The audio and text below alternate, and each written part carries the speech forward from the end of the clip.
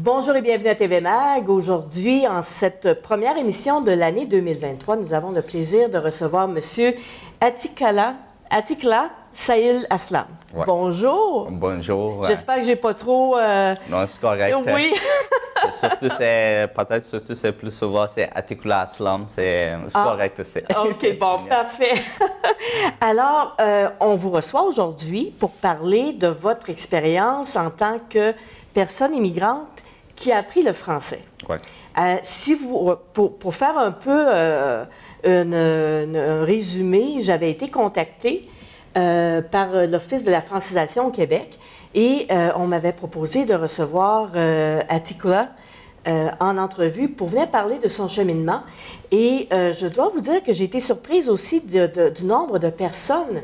On dit toujours que bon, les personnes immigrantes hésitent d'apprendre le français parce que l'anglais est peut-être un peu plus facile, mais il y a quand même au-dessus de 30 000 personnes immigrantes qui apprennent le français. Ouais, et vous en faites partie. Oui. Alors, vous êtes arrivé, vous êtes natif de l'Afghanistan. Exact, oui.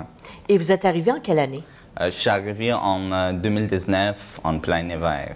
En plein hiver, à part de ça. Mon Dieu, ça a dû être un choc, hein? Oui, c'était un choc parce que, ça certain, mon pays natal, c'était l'Afghanistan, mais ça fait autour de 10 ans que j'étais au Pakistan.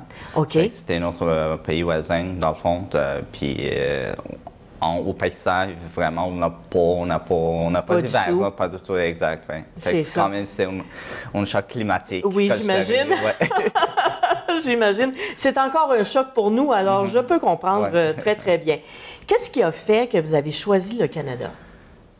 Bien, dans le fond, je peux dire peut-être que j'étais très chanceuse, mettons. Mon père qui était choisi en premier parce qu'il était arrivé en 2016 ici, puis il avait sélectionné Québec. Puis c'est ça. Puis il a fait demande de parcours demande pour la famille. Fait qu'après ça, on est arrivé en 2019, mais quand même ça a pris. Parfait. Donc votre famille est ici avec vous? Oui. Exact. Est-ce que votre famille a tous appris? Est-ce que votre père avait appris le français? Oui, en train de le parler, mais quand même, c'est sûr comme une tabdoule, peut-être c'est plus difficile. Plus difficile, absolument. Puis quand même, ils font leur cours de franciation. Oui. Bon, c'est. Ouais. Est-ce que vous parlez 5 langues? Oui. Avec le français? Oui. Alors, quelle langue vous parlez en plus? Je suis pas en plus, mais présentement, je me sens à l'aise vraiment avec le français parce que je parle souvent. Absolument. Je peux le dire 24 heures sur 24. Oui.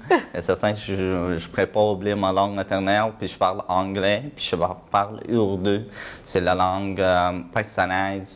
Puis je parle le perse, qui est la langue de l'Iran. Oui.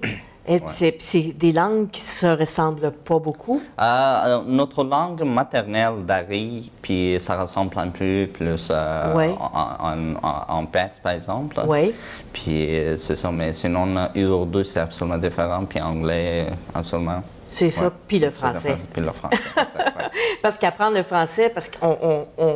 Nous, ici, en anglais, si on regarde le français et l'anglais, on a des références en anglais. Oui. Mais pour vous, vous n'aviez pas dans votre langue maternelle de référence avec le français. Absolument non. Absolument non. Alors, vous avez décidé, quand vous êtes arrivé ici, de vous inscrire à un cours de français? Oui. Mais dans le fond, quand on est arrivé, parce que grâce aux services communautaires, les services communautaires, puis on a fait s'inscrire sur le site pour apprendre le français, mais heureusement, on a commencé ça a pris autour de 3 mois, je crois, qu'on attendait, puis après, on a commencé notre cours tranquillement. Mais je me souviens, pour le premier jour, quand j'étais allé en cours, en classe, je comprenais pas. J'essayais de fonctionner avec la gestion des mails, par exemple. Mais ça arrivait. Avec le temps, ça arrive, absolument. C'est ça, parce que ça fait beaucoup de choses à assimiler. Première des choses, vous arrivez dans un pays que vous ne connaissez pas. Et en plus, avec une langue qui est totalement étrangère. Par chance, vous aviez votre famille avec vous. Est-ce qu'il y avait d'autres membres de la famille qui suivaient un cours avec vous en même temps? Je m'excuse. Pas de problème. Qu'est-ce que vous dire? Est-ce que vous aviez, par exemple, une sœur ou un frère qui suivait le cours en même temps que vous? Oui, oui, Ouais. oui, oui, absolument. Mais les enfants, surtout, qu'ils vont à l'école comme les autres, par exemple. Oui. À l'école, vraiment, ils ont appris. Puis, oui, j'ai tout le monde, toute la famille, vraiment, qui a passé le cours de franciation. Oui. Puis, depuis qu'ils étaient capables de comprendre, fait qu'ils sont dans la classe régulière. D'accord. Ouais, avec les autres. Est-ce que vous avez... Qu'est-ce qui a été le plus difficile pour apprendre le français? Qu'est-ce qui a été le plus difficile? Est-ce qu'il y a des Ouais. choses qui étaient plus compliquées que d'autres? Oh, ben, je peux dire, mais concernant, si je parle un peu au niveau grammatical, Oui. c'est absolument, mettons, l'accord, mettons, mais quand même, on a fait bien, grâce à un cours de mes filles, Oui. et nos agents d'intégration, nos professeurs, Oui. honnêtement, ils travaillaient très, très fort. Puis, c'est ça. Mais c'est ce que je trouvais, c'était un peu difficile au niveau des grammaticales, mais finalement, C'était plus compliqué. Oui, exact. Vos c'est ça. professeurs, est-ce qu'ils communiquaient? Est-ce que vous aviez des professeurs qui parlaient votre langue maternelle ou c'était des francophones? Ben, j'avais des francophones aussi, mais d'autres pays aussi. Mais vraiment, j'avais des professeurs qui avaient très d'intérêt d'apprendre nos langues aussi. Ah, c'est oui? quand on apprend le français, et c'est exact, puis qu'on fait un échange dans notre langue, mais c'est certain que je comprends. Il y a nos professeurs qui adorent beaucoup plutôt côté, mettons, des repas afghaniques ou d'autres choses, qui s'arrivent avec la communication, quand on fait des échanges. Oui. C'est Absolument. absolument Ah, différent. c'est fun. Puis, est-ce que vous étiez, quand vous êtes arrivé à Sherbrooke, Oui. votre père était déjà installé à Sherbrooke? Oui. Bon. Ouais. Est-ce que vous avez eu des gens qui vous ont... ben là, votre père était déjà là, mais est-ce que vous avez été entouré de la communauté pour venir vous aider puis vous donner des trucs? Bon, quoi porter l'hiver? Exact. Quelle sorte de bottes acheter? Des choses comme ça. Vous avez été bien entouré? Oui. Ben, écoute, oui. Moi, je dirais quand même, grâce à organisme communautaire qu'on était accueillis, puis c'était Service d'aide canadien quand on est arrivé vraiment là pour une semaine, puisqu'on était en plein hiver, on n'avait pas de logement. Fait que pendant qu'on se retrouve un logement, on était installé là pendant une semaine. Puis vraiment, on était bien accueillis. Mais surtout, quand on était descendu à l'aéroport de Montréal, tout l'équipement de l'hiver, mettons comme manteau, pantalon, de neige, tout était fourni. Ah oui. C'est ça. Une chance. Exact, c'était une chance, exact. Sortir de l'aéroport Trudeau en plein hiver, là, c'était très drôle dans le fond parce que quand on était descendu de l'avion, par exemple, on était dans l'aéroport, puis il nous fournit, mettons, des tubes, des gants, des bottes. C'est vraiment, il faisait chaud, mettons, dans l'aéroport. Moi, je disais, voyons, pourquoi, qu'est-ce que... On n'aurait pas besoin de... Exact, c'est ça. Puis quand on voit honnêtement, je n'avais pas fermé mon manteau, par exemple, mais quand je ouvre la porte pour sortir, vraiment, c'est comme la chaleur de fois que ça frappait sur mon visage. Et puis, je suis tourné dans l'aéroport, je fais monter, OK, présentement, il fait frais. Oui, c'est ça. On ferme le manteau. Est-ce que là, ça fait 3 ans que vous avez des cours, j'imagine, que vous avez terminé vos cours de français? Oui, normalement, quand on arrive ici, c'est le cours de franciation, je pourrais pas dire, obligatoirement, il faut qu'on suive, par exemple, 4 phases, ça dure 1 an. Oui. Puis on a suivi, puis après ça, je suis tourné de commencer, mais... Pour dire aussi que comment j'ai appris le français, qu'est-ce que ça facilitait honnêtement pour moi. En faisant, cependant que je faisais mon cours de franciation, le truc que je faisais, c'était, je faisais de bénévole. OK. C'est quelque chose de très important et vraiment que ça nous aide. Ça, c'était un défi, ça, c'était une de mes astuces en tout temps de vraiment d'avoir parlé plus tôt parce que quand tu parles beaucoup, avec le monde surtout, tu apprends plus tôt. Oui. C'est C'est très avantageux. Dans le fond, c'est ça, en faisant mon cours de français, je me souviens, je faisais, mettons, je travaillais je faisais de bénévole dans un projet pilote qui s'appelait Solidarité Transport. Oui. On avait autour de 600 personnes dans le projet, par exemple. Mais pour le jour de chargement, mettons, c'est un projet, dans le fond, qui donne de rabais, par exemple, pour les gens, pour moins de revenus, pour nouveaux arrivants, surtout aussi. Oui. Pour le transport, Le transport en commun. Exact, c'est ça. Puis, chaque mois, je faisais de bénévolat avec eux, mettons, de jours de rechargement. Vraiment, je parlais trop avec le monde. Je parlais, faisais des échanges, mais donc, les gens étaient très, très ouverts, souriants, en tout temps, accueillantes. Puis, c'est ça. C'est comme ça que ça arrivait. Après quelques temps, j'aurais tombé l'agent de projet. Ah oui? Ouais. Après, je travaillais autour de 5 mois, je crois, 4 mois. Puis après ça, j'ai tombé comme agent de projet. Bien. Exact, ça allait très bien. Puis j'ai appris, c'est certain que j'ai une bonne capacité d'adaptation. Oui. Je m'adaptais, j'ai appris tous ces trucs. Fait que j'étais agent de projet pour un an. Oui. Je fais partie d'un projet provincial. Ah oui? Ouais, c'est quoi? Qui s'appelle Projet Orion. Oui. Je peux le dire, c'est une grande preuve, OK? Je fais partie du projet provincial. Le projet est financé par la MIFI, par le ministère de l'Immigration, Francisation et l'Intégration. Le but du projet, c'est vraiment pour intégrer les nouveaux arrivants, OK? Puis pour l'intégration surtout, pour trouver une force vraiment, pour résoudre les enjeux qu'on avait vécus, par exemple. Mais on est autour, dans chaque ville, dans ce projet Orion, il y a des 2 jeunes, mettons par exemple, 2 jeunes représentants dans chaque ville d'accueil. Dans 14 villes d'accueil, il y a 2 représentantes avec un intervenant dans la ville d'accueil. Fait qu'on se rassemble, on travaille tout le temps ensemble pour résoudre, pour l'intégration. Mais je peux le parler juste là, présentement. Mettons, au niveau de l'intégration, on a visité Québec, on a visité Trois-Rivières, mais les villes que je ne connais pas, mettons, surtout je suis à Sherbrooke, mais je ne connais pas l'autre ville, mettons, on a visité, on va se voir dans 2 semaines à Gatineau. À Gatineau, c'est ça.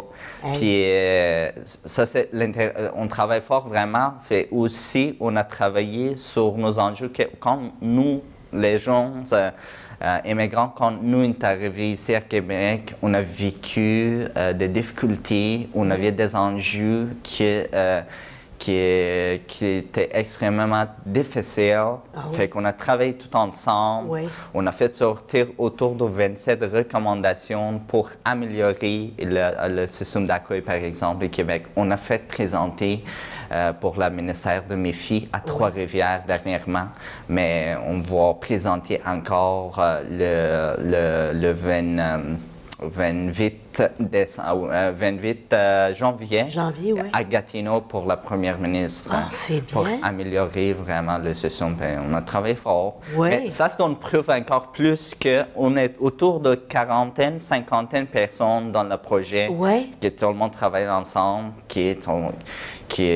ça, c'est d'autres preuves que les gens, les immigrants ont intérêt d'apprendre le français pour rester ici. Absolument, mais c'est super qu'ils vous donnent l'opportunité de dire qu'est-ce qu'on doit changer, améliorer pour aider à l'intégration. À l'intégration, puis aussi pour les nouveaux arrivants qui s'en viennent dans le futur, on essaie vraiment de... Nous, qu'est-ce qu'on a vécu comme difficulté? On a fait sortir puis on a présenté pour le ministère de la MIFI. Puis cette fois-ci, comme je disais, on va présenter pour la première ministre. Quand vous avez terminé votre cours de français et que vous avez commencé à regarder pour un travail, puis je parle pour vous, mais aussi pour tout le monde. Très bonne question. Est-ce que les difficultés, c'était quoi? Ben, dans le fond, c'est ça, surtout peut-être que quand les gens quittent, mettons au cause de la langue, par exemple, mais j'aimerais faire rappeler qu'il y a beaucoup d'emplois. Peut-être qu'il y a certains des gens qui quittent, mettons, le Québec à cause de la langue, qui n'a pas d'emploi, surtout souvent que j'ai entendu qu'il n'y a pas d'emploi. Ouais. Mais je confirme qu'il y a beaucoup d'emplois. Puis c'est ce qu'on devrait travailler fort pour apprendre le français, mais une fois qu'on sera rentré dans le chemin, c'est certain qu'on trouve. Mais aussi, j'ai profité, surtout, il y a plein des organismes communautaires qui donnent des services dans la communauté. Oui. Moi, absolument, l'une façon que pour moi c'était avantageux, j'ai passé vraiment plus souvent pour les services communautaires. OK, parfait. Mettons, pour me trouver un emploi, je suis passé par un service communautaire de donner service. J'ai bénéficié. Il y a d'autres façons de le faire. Exact. Oui, il y a d'autres façons de le faire aussi, mais surtout, au début, quand j'apprendrais le français, mettons, mes astuces, mais souvent, j'étais regarder des films en français. Mettons, d'essayer de les livres en français. Mais c'était absolument difficile. Mais écoute, moi, je trouvais que c'était la façon fonctionnelle. Oui, absolument. C'était une façon que vous avez développée pour vous. Exact, oui. Il y a d'autres façons que d'autres vont développer. Exact, oui. Mais c'est, dans le fond, le message, je pense, c'est ce que vous voulez dire, c'est de ne pas avoir peur d'aller vers les autres. Exact. Pour être capable d'avancer. Exact. Honnêtement, ouais. C'est ça, hein? C'est ça. Fait quand on va vers les autres, on fait des échanges. Oui. Mettons, j'ai des amis québécois, par exemple, présentement. Mais peut-être qu'au début, j'avais peur de faire un échange, mais finalement, je trouvais qu'on a des valeurs semblables, par exemple, d'autres choses, mais on fait des échanges, une thalaise, puis on se parle. Ben oui. J'apprends, mais surtout, un lieu d'apprentissage. Je peux le dire que c'est toujours, par exemple, où je travaille, c'est un bon lieu d'apprentissage. C'est un bon lieu d'apprentissage encore plus pour moi, parce que j'apprends plus. C'est pas au niveau de travail, au niveau de langue, d'expression, mais il y a des... C'est comme tantôt on se parlait des accents. Je vois des accents différemment, puis si je ne comprenais pas, je le demande, mais je m'adapte. Mais... Oui, c'est ça. Puis c'est comme ça pour aussi tout le monde, je pense. Puis il doit y avoir une certaine curiosité des gens à savoir, vos coutumes, comment vous avez été élevé, comment c'était dans votre pays d'origine. Puis je pense les gens vous posent des questions là-dessus aussi. Oui. C'est ça. Au niveau de culture, c'est ça, c'est certain qu'il y a beaucoup d'intérêt. Écoute, honnêtement, je suis comme pour chaque truc, on astuce qu'on donne. Moi, j'avais participé, mettons, pour la culture, j'avais participé, c'était dans une musée, dans le fond, j'avais présenté une de belles oiseaux de notre pays, puis mon parcours migratoire aussi. Fait que ça me fait de rappeler ça. Ben, c'est bien, c'est le fun. C'est comme ça qu'on apprend à se connaître, dans le fond. Exactement. C'est quand on partage notre vécu, nos coutumes, puis c'est la meilleure façon de laisser tomber les préjugés. Exact, absolument, très bien, très bien dit, C'est ça. Oui. Qu'est-ce qui nous trotte dans la tête? Le français ou la langue maternelle ou un mélange de tout ça ensemble? Une très bonne question. Dans le fond, c'est certain que le plus souvent on parle français, mais quand même chez nous, souvent on parle notre langue maternelle. C'est important de ne pas l'oublier. Oui. C'est ça. Fait que ça devient à un moment donné comme vous n'avez aucune difficulté à parler. Vous n'êtes pas gêné, vous êtes tout le monde est à l'aise. C'est ça, exactement. Fait que ça aide aussi beaucoup. Il y a des gens qui sont gênés de parler une deuxième langue. Ils ont peur de faire des erreurs, mais c'est normal de faire des erreurs. Exact, oui, c'est ça. Honnêtement, surtout sur mon parcours, j'ai expériencé ça. Au début, c'est vraiment comme j'étais gêné, puis je parlais pas trop d'une époque. On fait des erreurs, mais finalement, je trouvais que ça marche pas. Oui. On essaye de brouiller, on essaye de se parler, puis on va apprendre. Oui, c'est ça. Ça s'en vient absolument avec le temps. Avez-vous entendu d'autres accents du Québec? Oui, absolument. Ça a dû être... Oui, il y a des accents. Oui, c'est ça. C'est ça. Mais c'est certain qu'il y a des accents que c'est plus compliqué à comprendre, c'est ça. Oui. Mais écoute, même pour nous, là. Si on ne comprenait pas, on le demande encore. Oui, c'est ça. Qu'est-ce que tu as dit? C'est ça. Ouais. Alors, vous avez aussi étudié. Ouais. Vous travaillez maintenant au CHU de Sherbrooke. Ouais. En quoi vous avez étudié? Dans le fond, dernièrement, un programme qui a été lancé par le gouvernement de Québec, qui s'appelait CSA, c'est Commis de soutien administratif au secteur clinique. J'ai fait le suivi des cours, ça a pris autour de 2 mois. Puis c'était un cours, dans le fond, c'est ça. On a fait autour de 7 semaines dans une pointe d'apprentissage. Puis après, j'étais une semaine sur le lieu, au CHU. Je travaillais au service des urgences. Puis je peux le dire pourquoi j'ai choisi, mettons, comme le service des urgences. C'est quand on va à l'urgence, c'est vraiment, on devrait être rapide. Oui. Il y a beaucoup de choses qui passent. Ça va vite, hein? Ça va vite, absolument. Ça va très vite, c'est ça.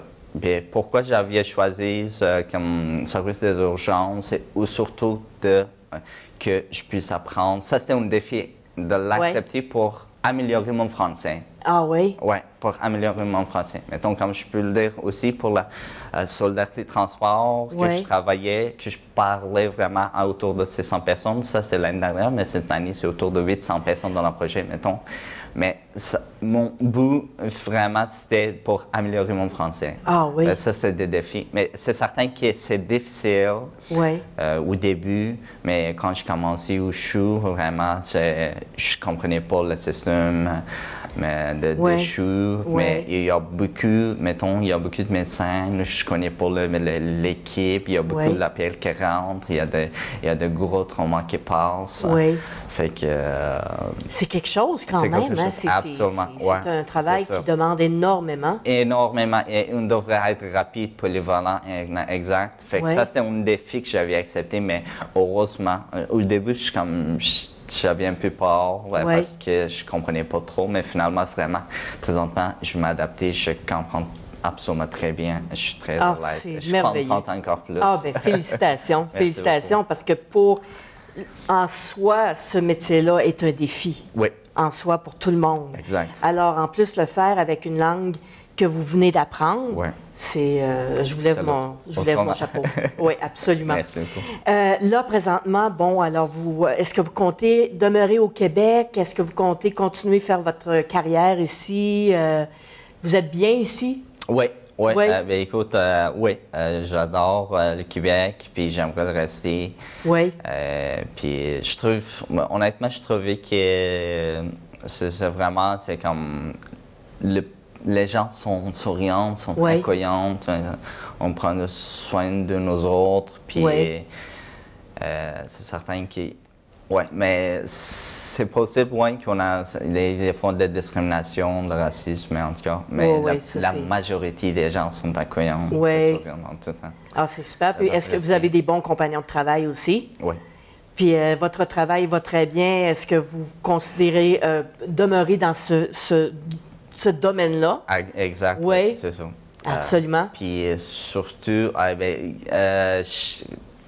quand j'étais au Pakistan, dans le fond, moi, je travaillais dans le domaine de vidéographie, photographie pour les mariages. Puis j'adore de continuer de même ici. Oui. En même temps, je donne de service quand même, mais c'est ça. Mais c'est bon à savoir. Oui, exact. Le message vient de passer. C'est parfait. Mais écoutez, on va vous souhaiter... Merci beaucoup de nous avoir accordé cette entrevue-là parce que c'est tellement le fun de voir que vous vous épanouissez puis que tout en apprenant le français, mais aussi votre vie est établie et ça va bien. Oui. Ben, Merci beaucoup pour l'invitation. Dans le fond, c'est certain que je ne suis pas toute seule qui apprend le français, mais on a surtout d'autres gens, mais Oui. les Sherbrookoises, Sherbrookois qui apprennent le français, mais c'est ça. Peut-être que... Mais je suis certain que les gens apprennent le français puis ils adorent de rester ici. Absolument. Est-ce que vous auriez un conseil à donner à ceux, justement, les personnes qui viennent d'arriver au pays, qui veulent apprendre le français? Est-ce que vous avez un conseil à leur donner? Absolument, oui. Bien, dans le fond, je suis prêt le dire de travailler fort, mais c'est pas difficile. Bien, c'est pas oui, peut-être pour certains, ça n'est pas sur les gens, par exemple, sur le personnage, qu'est-ce qu'on a vécu, le niveau d'études, oui, ça dépend. Mais surtout, c'est pas impossible. C'est pas impossible, c'est possible. Ça vient avec le courage. On travaille fort. Il faut travailler fort. Oui, exact. Bien, vous en êtes la preuve. Oui, exact, c'est ça. Alors, merci beaucoup pour cette belle entrevue. Merci beaucoup. On vous souhaite bonne chance. Merci beaucoup. Puis on va peut-être se recroiser dans une vidéo quelque part. Absolument. Et bonne année aussi. Et bonne année aussi. Merci beaucoup. Merci beaucoup. Alors, ça termine notre émission pour aujourd'hui. Revenez-nous demain à 12h30. Au revoir.